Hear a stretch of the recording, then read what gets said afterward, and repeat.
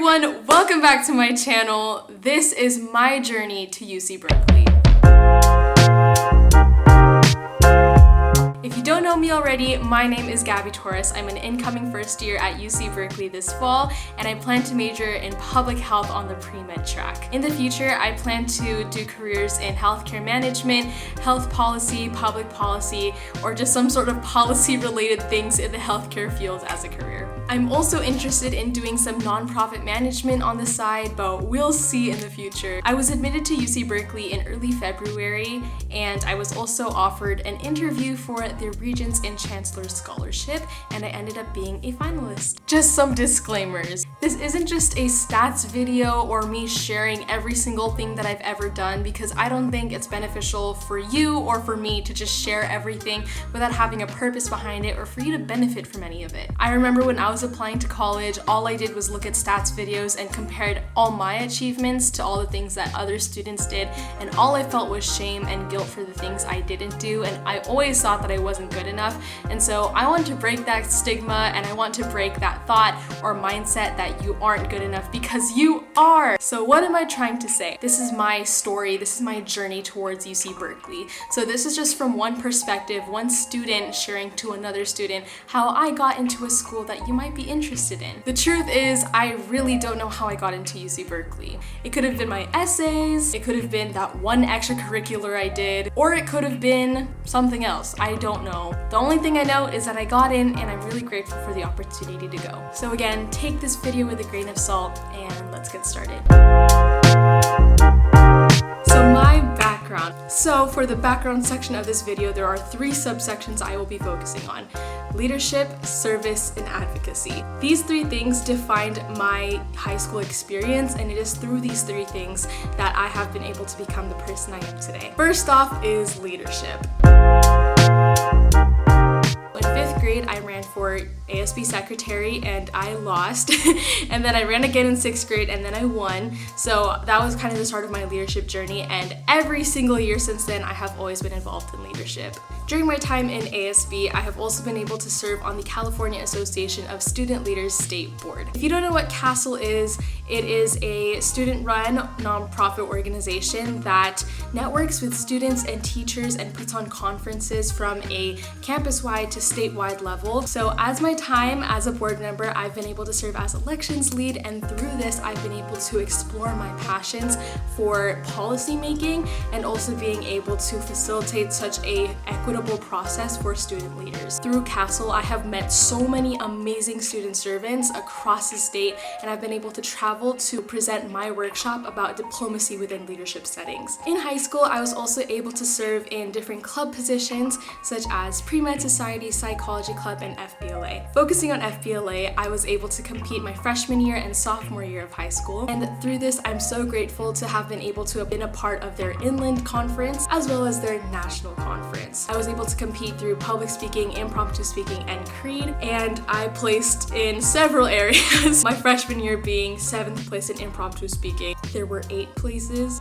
It's okay. And then for public speaking, I was able to place 3rd my freshman year and then 2nd my sophomore year. I was also able to compete nationally and on a statewide level through public speaking. Through all of these experiences, you can tell that through leadership, I've always wanted to gain those opportunities really early on. But again, I had a plethora of interests. One piece of advice that I would give to all of you incoming seniors or even just freshmen: if you love something and are passionate about something, colleges are looking for that direction. For me personally, I think that while I was involved in so much, I don't think there was direction in my activities because I just wanted to join all the opportunities that I could. I'm not saying that it's bad. All I'm saying is that go ahead and pursue all those opportunities early on, but then narrow it down as time goes by. Colleges really want to see your peak or your specialty in a specific subject or passion or field. So for me, I was interested in business and pre-med and psychology. It's kind of the same thing. All of these things could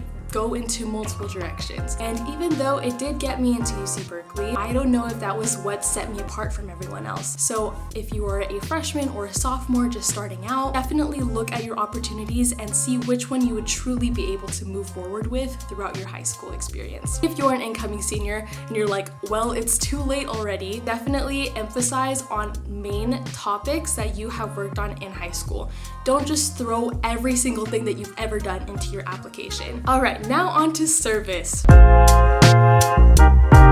So when I was in 8th grade, I was able to found a nonprofit organization called Find Kind. You can check out our Instagram right here. Follow us at Find Kind Club. Shameless plug. But I was able to found my own nonprofit organization. And you might be thinking, oh my gosh, here's another girl who is founding another nonprofit organization. No wonder she got into UC Berkeley. No, that is not what I'm saying at all. The truth of the matter is, whatever you are able to offer in your application should be exactly what is necessary for you to thrive in any school. And if a school doesn't see that, then that's their loss. Anyways, back on track. We would feed the homeless in San Bernardino County and visit abused women and children who have experienced domestic violence and homelessness as well. We also held a sock drive and collaborated with local churches in order to donate socks and different items for the homeless. Because this was a student-run club, I really wanted to take people with me on that journey. So currently, Find Kind has 3 chapters, one in the current junior high that I founded it in, 2 at a high school level. I do hopefully in the future want to start a chapter at UC Berkeley, but we'll see how it goes so far. If you are interested though, you can go ahead and follow all of our accounts. They're going to be listed right here. Continuing with service, I was also able to serve as an NHS or National Honor Society officer. I was also a part of Key Club. Lastly, I was also a part of Spark and Catalyst, in which I've been able to facilitate and spearhead youth nights for junior high and high school students. Last but not least is Advocacy. Through Advocacy, I've been able to serve on the State Board for Voters of Tomorrow for the California chapter, and on that state board, I serve as a political affairs associate. Through this, we've been able to mobilize Gen Zers all across America. There are so many societal issues that have affected our generation today, and by mobilizing youth early, we are able to make more tangible change. Another involvement I've been a part of since my sophomore year was being able to found and create and manage 2 different Instagram accounts, and you can check them out right here at Illumination by Gabby and at Unity for Students. When I was a sophomore, a lot of people started talking about sexual harassment, bullying, racism, and different societal issues happening on our campus during the pandemic. So I wanted to create an Instagram account that not only supported students, but created educational graphics for students and other peers and adults to learn from. And for at Illumination by Gabby, I have always loved videography and media and just filmmaking. And on that account, I've been able to make different videos about societal issues, but from a videographer standpoint-ish. I don't know if that makes sense, but you will have to just watch to check it out. And I've also been able to be a part of #ICanHelp. We are a student organization that helps with digital wellness and well-being online. Lastly, I just wanted to do a category of other stuff I enjoyed in high school. I had a life, I promise you. In high school, I was also able to take an intro to theater class. We have to take a VPA or visual and performing arts class as a requirement to graduate. So I just took theater because I've always wanted to do it and it was a graduation requirement, so I just did it. However, my theater teacher, shout out Mr. Neopolis, asked me to audition because, I don't know, he saw something in me. I really don't know. I don't know what I was doing in that class. But anyways, he asked me to audition and I said yes, finally, after again some begging. And ever since then, I have fell in love with theater and performing arts. Through theater, I've been able to, again, meet incredible people. Everything in between has been phenomenal. I have learned so much for myself and just learned so much about public speaking, but on the stage, and have been able to learn about different emotions in another way and through another lens, and it was really fascinating. All right, now on to academics.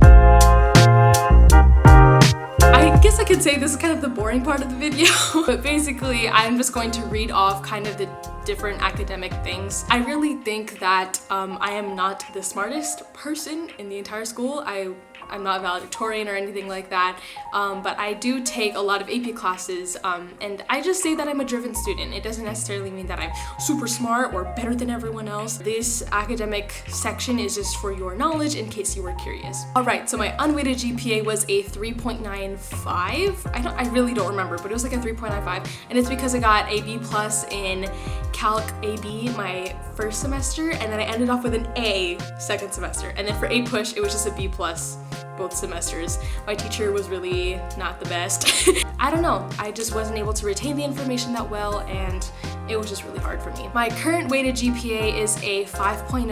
I graduated with a 5.0 my senior year. For my junior year, I think it was like a 4.5 or a 4.4. I'm not sure, but that was my weighted my junior year. All right, I took 11 AP classes. I'll scoot over to the side so you can see all of the wonderful classes I took. And you might be surprised, you might be wondering, why did I not take AP Bio or AP Chem? I really, again, did not have any direction with my classes. I know a lot of people who wanted to pursue the medical field already from high school. They took all the science classes, but I wanted to kind of have a broad overview of different things, and I also didn't want to stress myself out, so I didn't take AP Bio or AP Chem. However, I did take the honors classes for Bio and Chem my freshman and sophomore year. But again, I still got in with my public health intended majors, so hopefully it works out in your favor if you're trying to do the same. But again, I would just say if you were already sure of doing public health or something in the medical field, I would definitely recommend taking AP Bio or AP Chem or IB classes around that area. AP classes I enjoyed. I'm going to get so much hate for this. No, I'm just kidding. I'm not gonna get hate for this, but I did enjoy AP Lit so much. I think it was one of my favorite classes. And I know I would complain about it sometimes because of all the timed writes and all the different analysis assignments that we had to do. But I genuinely loved that class, and I also loved my teacher. I think we just had a really good connection with being able to connect literature to trauma in real life. I don't know why, I just think it was such a fun and safe space for us, and I always loved to write. I took AP Calc BC my senior year, and I loved it so much. I think it was like my highest grade. Or no, AP Econ was the highest grade because my teacher did like grade inflation, but like in all actuality, AP Calc BC was my highest grade. And I don't know why, when I was younger, I would struggle with math a little bit just because I wouldn't get it as fast as everyone else, and then finally, after pursuing so many times, I would like finally get it, and then I started to love it. So I love Calc BC so much, my teacher was incredible, and all the people in there were amazing. And while it's on an AP class, I loved anatomy so much. And while this wasn't an AP class, I loved anatomy. It was anatomy and physiology honors. And through this class, I've been able to dissect different things, and I just learned about the human body, and it was so fascinating. And for all of you wondering what my rank was, I don't think it's important, but out of 690 people, I was like 55. So it was like in the 10%, but it wasn't that high in the ranking, I would say. But honestly, I don't know if a lot of colleges really care about your rank unless they like ask for it, but that's not a huge part of your application. So you do not have to worry about that. For all of you who are in the top 10, good for you, so proud of you. But again, if you aren't in top 10, don't even stress about it. Like, it's okay, it's not the end of the world.